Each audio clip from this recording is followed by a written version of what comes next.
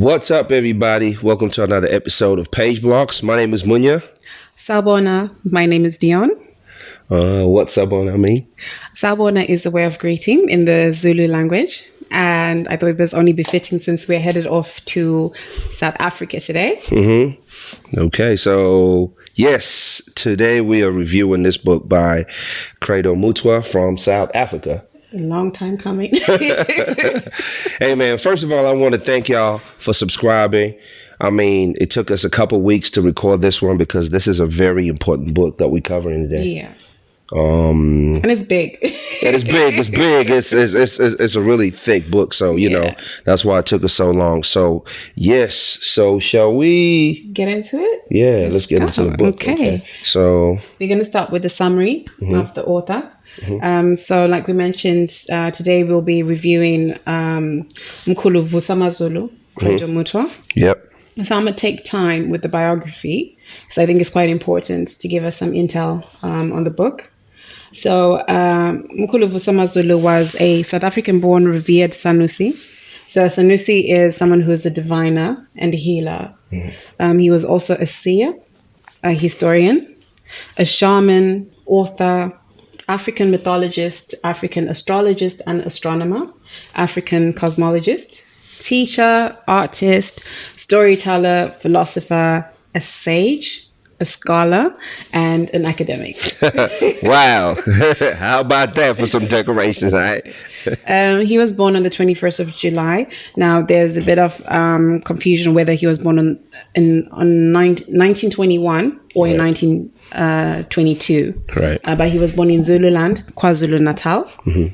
And Kulu Credo's parents separated at a very early age.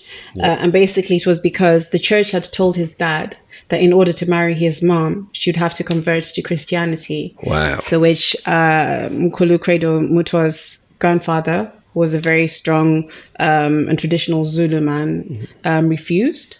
And so, yeah, they had to go separate ways. So I think one of the pinnacle parts of Kulu's life was in 1937, he went through a very traumatic experience. He experienced physical abuse, and that left him very ill for a very long time. But that also triggered the beginning of his spiritual journey. So in as much as, it was such a tragic event, I think that was the birth of something else. Right. So if you hear me saying Mkulu is just it's a revered way of giving someone that respect. Yeah, I was about to ask about that as well. I'm like, that ain't his name. But so it's like saying elder. Right. That's what's up. So Mkulu Credo was later ostracized by his family because he chose to seek that path of, being a healer and prophet. But he did walk in the steps of his grandfather. And then Mkulu Credo passed on or transitioned last year on the 25th of March. R.I.P. Yeah, when he was at the age of 91 when he passed on. I mean, he was... Long life. It was a long life. It was a long life. I think even though still very sad. Yeah. But yeah, we would say it was a long-lived life. And he was, renownedly known for his predictions of world events. So he predicted events such as the tragic or tragedy of the 2001 Twin Towers.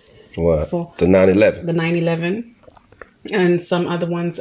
So there is a book that's dedicated to his predictions. Wow. We got a link to that for the people? Yeah, we got a link. So yeah, we'll definitely drop it down in the description. Yeah, so I think in summary that is who Vusamazulu Credo Mutwa was. Well, thanks a lot for that. It's crazy, right? How it happens a lot. I think it even happens today still, where when somebody chooses another route as far as religion is concerned, and then families, you kind of get ostracized from the family for choosing another route, which is not Christianity. Yeah. So that's crazy. That's happened a lot.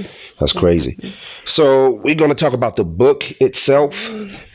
And so basically, I'm just reading out the back of the book because I didn't want to put too much into it. And it says, this book here is a collection of tales and legends that chart the story of the African tribal life. And this is according to the Sunday Tribune, which put that in the back. So that's what the book is about. And I just added on to say that, from this book is, you get a rich African history, legends and myths, which Credo tells in a very eloquent manner. Yeah. That's basically what the book is about. The book is, it's a lot, and we're going to talk about a lot of things today. So we didn't want to really put a lot to it as far as what is concerned, because we're about to get into the meat and potatoes of the book itself. Yeah. I agree with you. And I think I would summarize the book just as a comprehensive introduction to African history and cultural practices.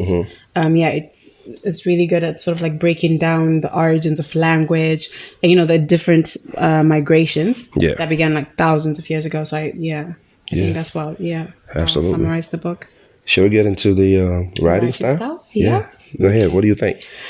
So I would say that this book is creatively and enticingly written using sort of metaphors and imagery. Yeah. A lot of illustrations. And then what Mukulu Credo does is then he forges a roadmap of Africa. Oops. Yep. Don't break nothing. We're on a budget. Go ahead. Sorry, y'all. So it creatively forges and charts a map of Africa. So it starts sort of northern Africa, and then going down to the Loria of the Nguni, and then the Mambo people. Yeah. And I think what the book does, it helps demystify and contextualize the meaning of certain words as well. So we'll get back into that a bit later. I like the writing style. I think the one thing that I picked up and what I'm noticing with the trend of creative writers and what we call creative geniuses is, especially for him, being able to translate what's within the spiritual realm into the physical world. Sometimes you can actually see things being lost in translation. And I think because he's the catalyst, it's being able to tie down those two things and marry them so that there's that symmetry. Yeah. So sometimes it's not going to be as accurate as perfect. Yeah. But you can appreciate how difficult it might be where, you are in a whole different realm and you're trying to translate. It's basically even the book is translated from Zulu to English. Within that translation, some things will be watered down, and lost in translation. But I like how he tackled it. It is a beautiful writing style. And as you said, what year was it written?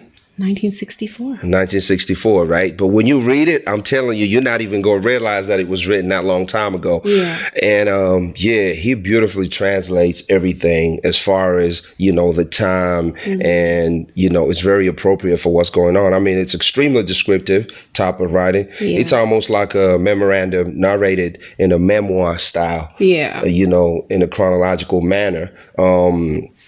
I can almost compare the writing style to that off the Bible, from the sacred story of life in book 1, which you can compare to Genesis. Yeah. In the beginning. Yeah.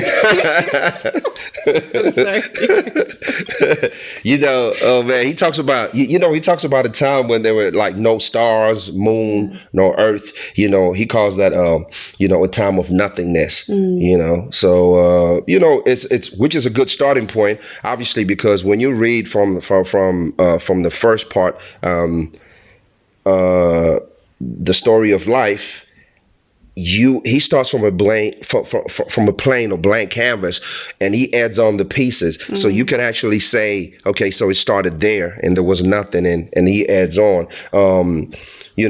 The best way I can explain it, because when we were doing this review, we really wanted to do it justice, right? We looked at a lot of reviews and we didn't want to do the usual. So we thought of a different way, because when you go online and look at, other reviews and what it's about, we wanted to give you a different perspective so it's not boring. So to keep it interesting, we thought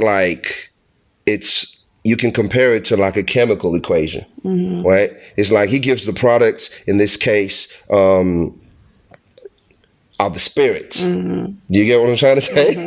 The products of the spirits, and and an existence without any human form, which is the spirits. And then the story chronologically explains the reactions of the land and its occupants, touching on each compound and molecule to explain the full chemical equation. So it's sort of like building on point. I hope I didn't lose anybody right there. Oh, you did. Yeah. I don't know why you said we, because wait, break that down slowly. Okay. You know what I'm going to do? Okay. Yeah. Let's do this. Okay, now we go. I said it's like a chemical equation, it's like a chemical equation. Yeah. So he gives us the products. In this case, the products are the spirits and an existence without any human form. Right. Mm-hmm. Then his story chronologically explains the reactions of the land and its occupants, touching on each compound or molecule to fully explain the chemical reaction, which is, the end product. What's the end product? The end product is the word that we have today, which is, we are the origin of so many things that are great. I got greatly misunderstood. I got it. We are.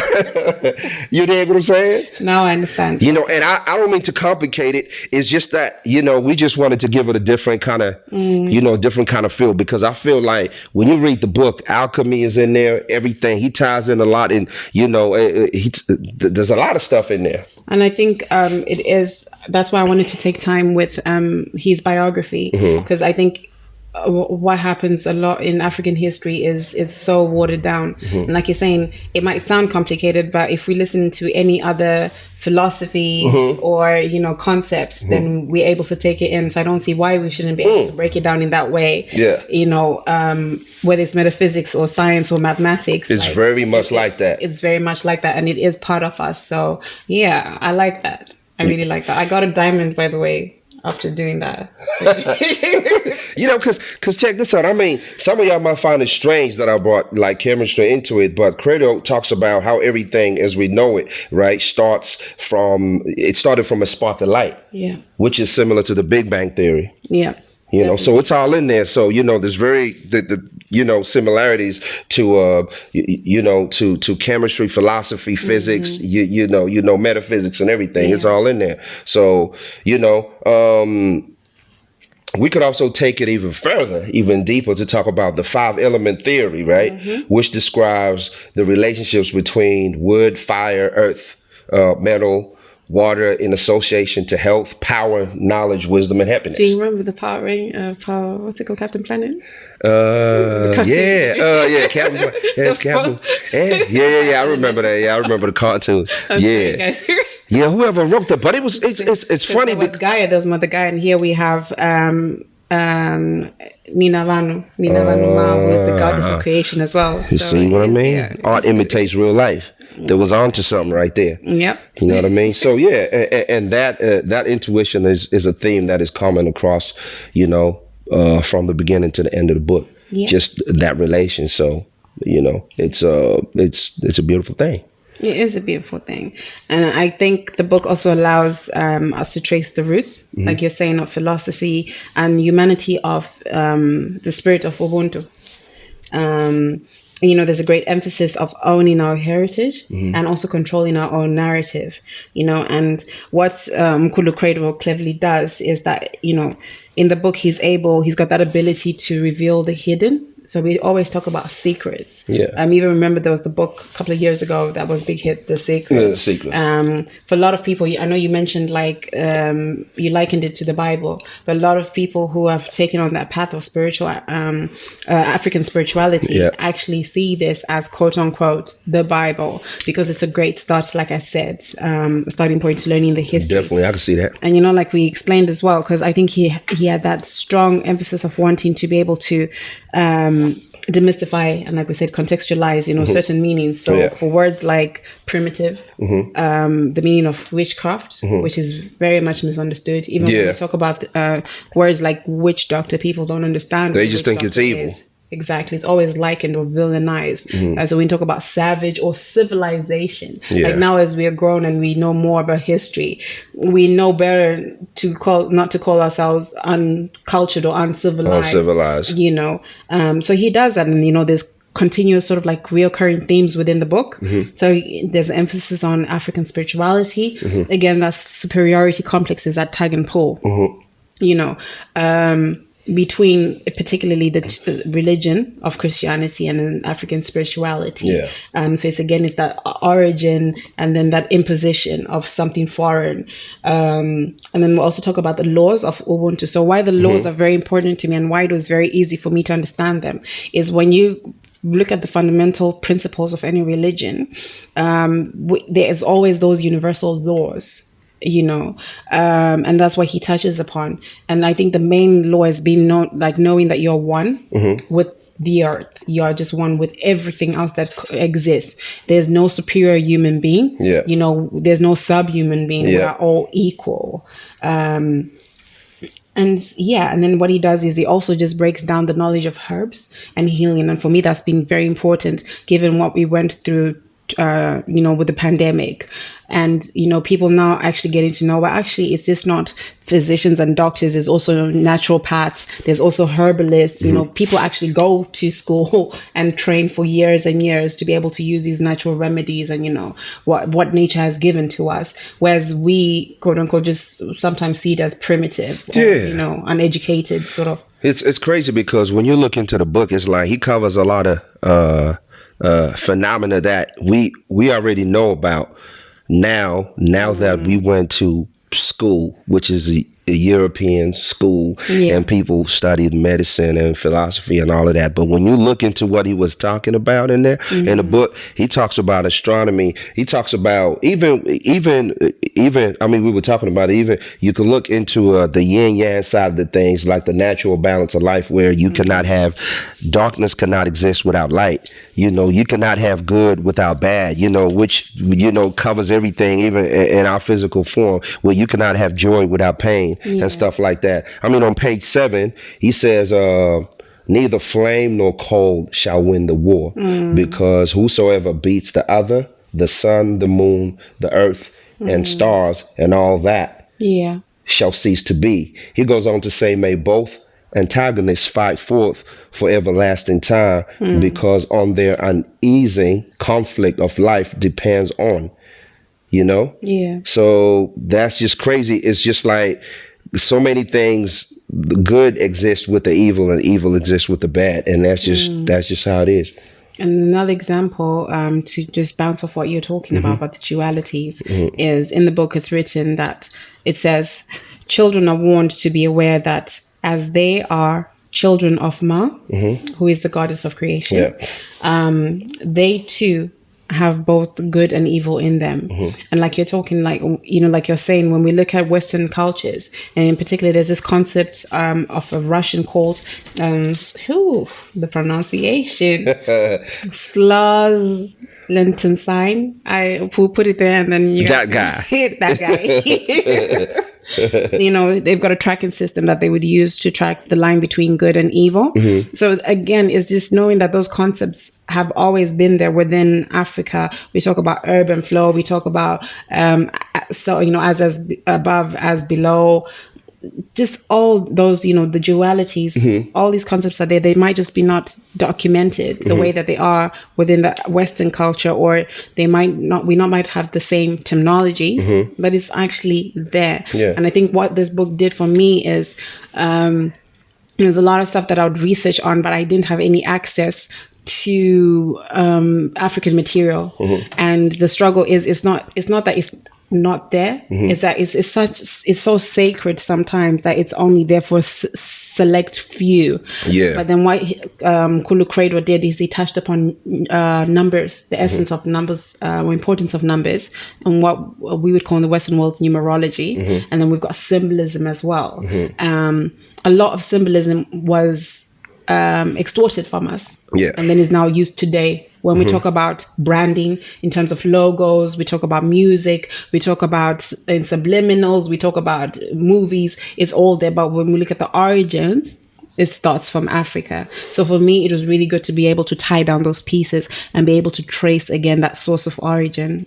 So yeah, you cleverly did that. Yeah, and I think also just to add on that, it's like we need to get over the fact that a lot of things were not documented as far as African history, right? What you realize from reading this book is we do have history documented, but it's not documented in the way that we know it today, as in books and stuff like that. When you look into how he deduces, because one thing that's beautiful about the book is he has drawings in there and expressions and certain things that you may have seen if you've traveled, if you've been in an ancient cave and you've seen like stone, paintings and stuff like that. He actually has diagrams and he shows you what everything means. And he also explains that a lot of this information, it was not for the outside world, right? So it's like something that was passed on orally, like to him as well, but it was not left because these were guarded secrets. If you didn't have the key, the master key to it, you're not supposed to know about it. So African history as we know it is based on European travelers going over there and looking at these things and documenting them. And then there's a manifestation of misfacts. And then, so he really goes into detail about it. So y'all got to read this book. It's a beautiful synergy of those things. And, and there, in the writing style and everything, just also, it's basically just like, what can I say? It just demystifies, a lot of misconceptions. About the African, I think, about us as Africans, which is very important. And I think especially for the younger generations, because, not to minimize the importance of any kind of history, because it's important, all of it. But when you come over here, our history is important. Our history, when you come over here, our kids, they tend to read Black history from sometimes a slavery point of view, which is not really, it's part of the African story, but there was something that happened before that. So it's different to learn both sides and to see where each piece fits in. Because I think one of the difficult or challenges that I have within history is being able to piece or map our history before colonialization, before the introduction of Christianity. Like there's like amnesia in between. I think there's a lot of gaps. So I think it is important, because what I notice is, or what we know is, that information and knowledge in the wrong hands can be detrimental. Oh, most definitely. And he talks about sometimes where, like, if you don't know who you are and whoever has the knowledge or power over you, like, you become robots, basically, and we see a lot of that where, so I think, it's really important. To add on that before you move, you touched on a very important piece. He talks about a particular painting. I think it's not a painting, it's a drawing, and it's called The Lady of Bramberg. It's on page 214. And there's a controversy behind that, where there's a certain, I think it's like a traveler or somebody, and they said that he forged it. So he goes in and says that wasn't forged because, things, and he goes into detail of that. So that is like a perfect example of how history can be misconstrued and people will follow a certain narrative, which is not true. I think one thing that I find interested in, like one of the reoccurring themes, and it led me back to our first podcast that we did on Diaspora Log. Follow Diaspora Log. Y'all follow that. and our topic was energy, frequencies, and vibrations. And he talks about, the power that music has. And we're constantly always talking about this, even the healing power that music has. And in particular, it pays attention to the drums, so when we're talking about those vibrations, so for me, what Mkhulu Credo is he's our Tesla. He's our 369. Most definitely. Guy, like, he was woke to the fifth power before. This is our Machiavelli right here. Exactly. So, I just found that really interesting. And And you know what? Talking about the drum, right? Something that's very interesting. He talks about like the drum was something, just the role of being a drummer in the community, in the tribe, was something that was considered very sacred.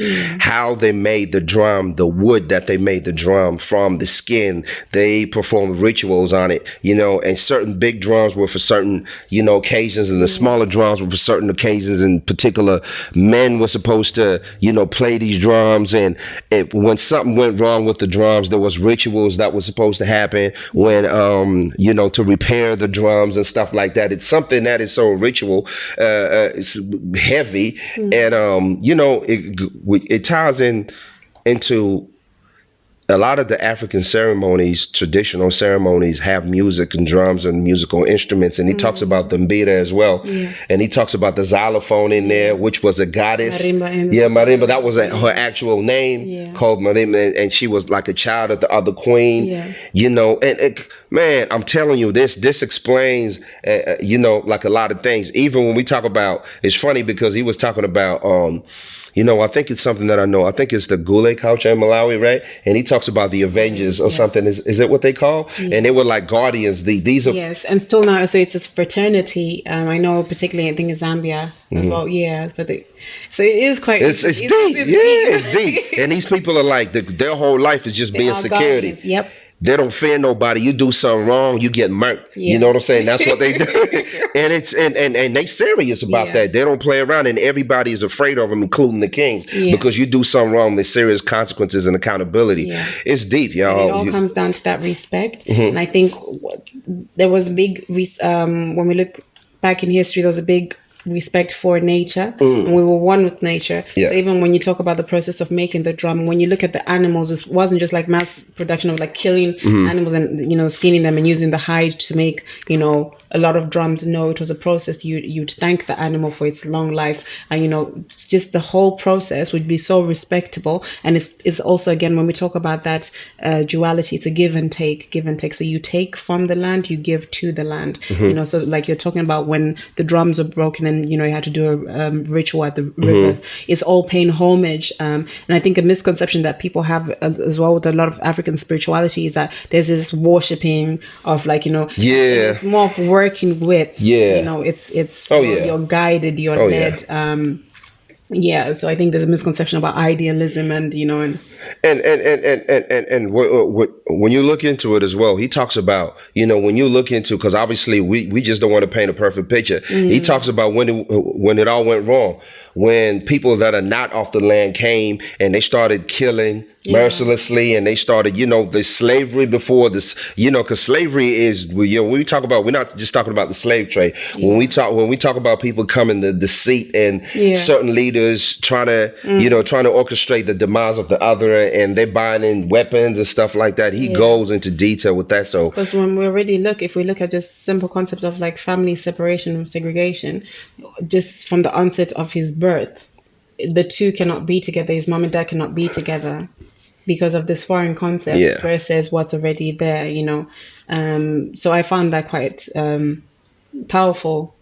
That's what's up. I think that's the perfect time to start going to the gems and takeaways of the book. Yes.